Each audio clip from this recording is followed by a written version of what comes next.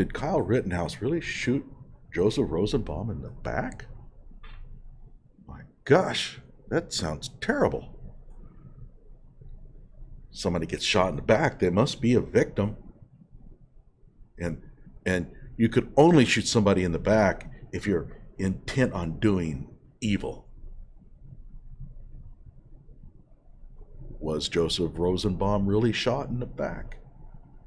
And if so, what does that mean? Hello out there. I'm trying to get through. With his powerful brainwaves cradled in the warmth of reasoning, it's time for Johnny Walker Dread to straighten you out on a thing or two. Emanating all the way from exciting Las Vegas, Oklahoma, it's the Johnny Walker Dread Show. Okay, so where did the idea that Joseph Rosenbaum was shot in the back come from? Well, actually, that comes from a very credible source, and that is namely the medical examiner's report, although that's really not quite correct. What we have is actually excerpts from the medical examiner's report that was placed in the charging document presented to the court in order to arrest Kyle Rosenbaum and charge him with these crimes. So let's take a look at that. Okay, so what does this say? I'll go ahead and read it out loud. Dr. Kelly of the Milwaukee Medical Examiner's Office conducted an autopsy on Joseph Rosenbaum. Dr. Kelly indicated that Rosenbaum had a gunshot wound to the right groin, which fractured his pelvis, a gunshot wound to the back, which perforated his right lung and liver, a gunshot wound to the left hand, a superficial gunshot wound to his lateral left thigh, and a grazed gunshot wound to the right side of his forehead. Now, this is important to understand. This is not the coroner's report. These are excerpts, and this is going to be collected by the prosecution. They're going to put their best case forward. They're not going to list everything. The coroner's report is going to be much, much larger. There's a lot of very important detail missing from this description here. For example, which one of these gunshot wounds was the likely cause of death? Well, now, the first thing you would think about is, well, it must be the gunshot wound to the back. After all, it penetrated his liver and his lung.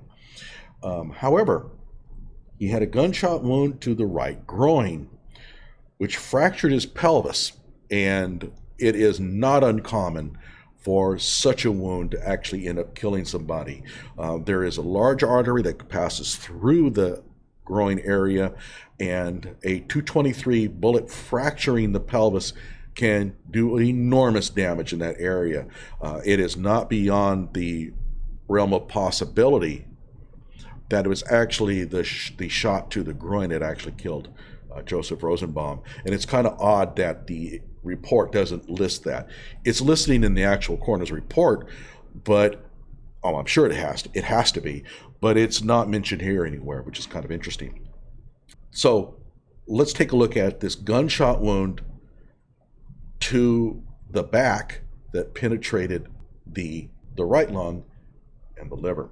So to do that, we have to take a look at some human anatomy here. Right here is a sort of a nice picture of the organs, and you can see the right lung here, and that the liver sits below it. Now, if we take a look at a side view, we can see here that the lungs sit on top of the diaphragm. The diaphragm is a muscle that contracts and expands, that allows the lung to increase and decrease its volume, therefore lowering pressure, therefore, you get the idea. It allows you to breathe. But notice that the liver sits below that. Now, the question becomes is, what is the trajectory of a bullet that would penetrate the lung and the liver? It seems to me that most likely explanation is that the bullet penetrated the body going downwards through the body. In other words, the bullet entered the back area towards the upper part of the body and possibly exited the body somewhere right in the midsection of the person's chest. So the bullet is probably traveling mostly downwards. And that kind of bothered me. And I was thinking about that. I mean, I'd had an anatomy class in college, and I learned a lot from it. And that the first thing that I came upon was it penetrated the lung and the liver. How does that happen? So at this point, it doesn't make any sense to me. One of the things I thought about is possibly the bullet was deflected off of one of the ribs. There's no mention in the coroner's report of any rib damage, although it could be there. It wasn't picked up by the prosecution. So that raises some interesting problems here, is that how does a bullet, when shot in somebody's back, have a downward trajectory? Well, that mystified me for a while, and then one day I was listening to an interview of Richard McGinnis on Tim Pool's YouTube video channel, and here's what he had to say.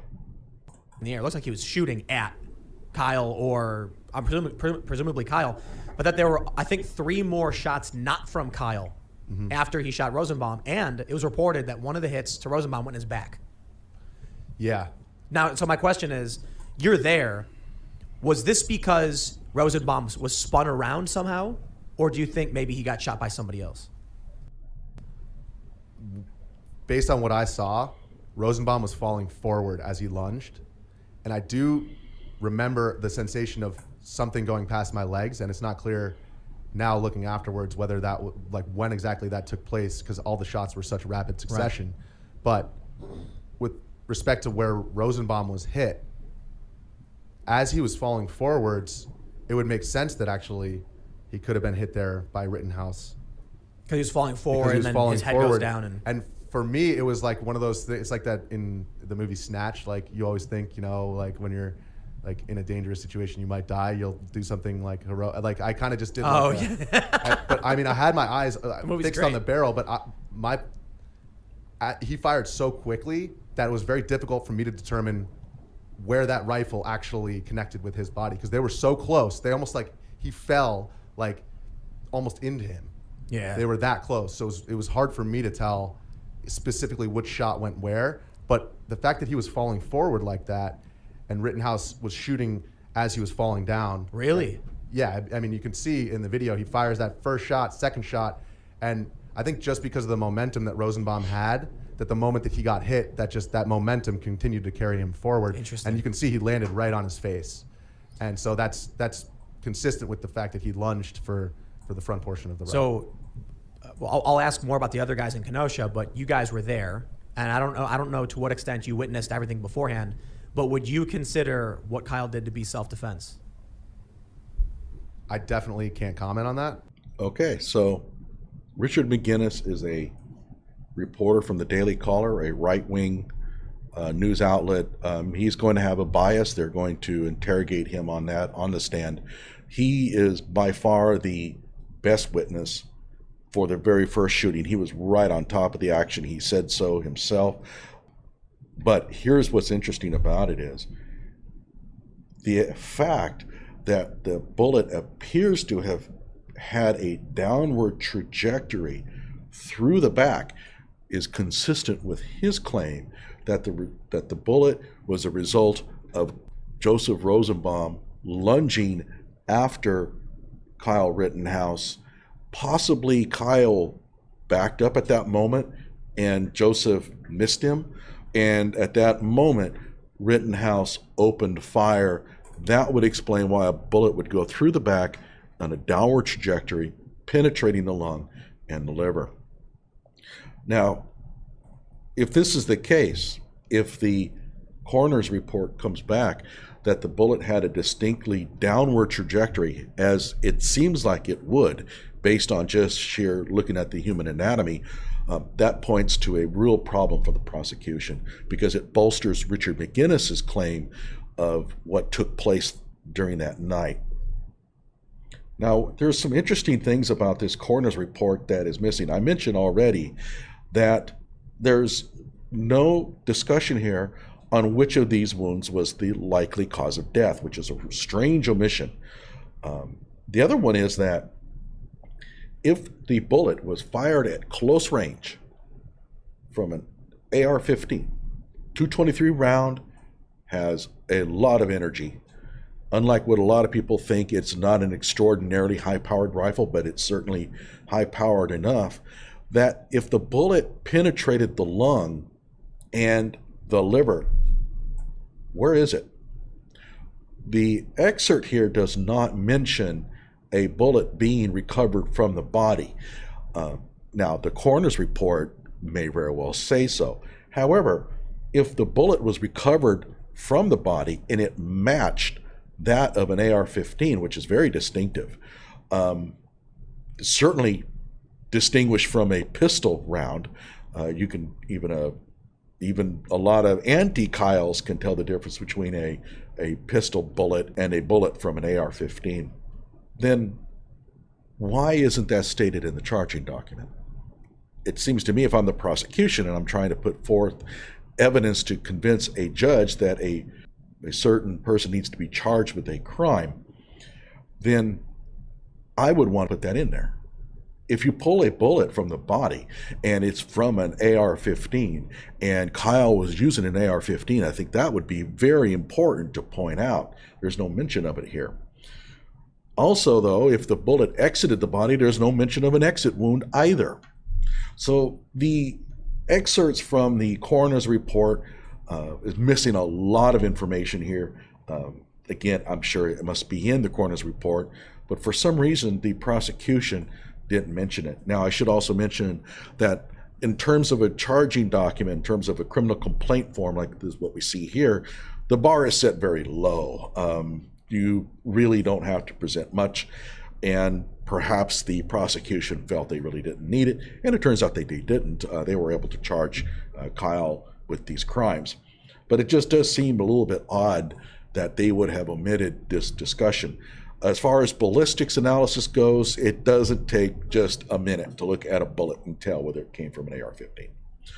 So, in my opinion, this whole idea about being shot in the back is rather consistent with Richard McGinnis's claims, which is going to bolster his the credibility of his testimony. One thing that is kind of clear to me, from the trajectory of the bullet into the body, the bullet almost certainly came from Kyle's gun. I don't believe the stories that the bullet was from some other rifle. It just seems kind of hard to believe that a bullet would pass through in a downward trajectory through the back and be from someone other than Kyle. But then again, Richard McGinnis was right on there.